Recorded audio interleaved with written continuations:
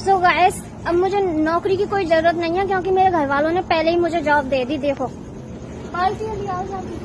बताऊं क्या है, बताऊं?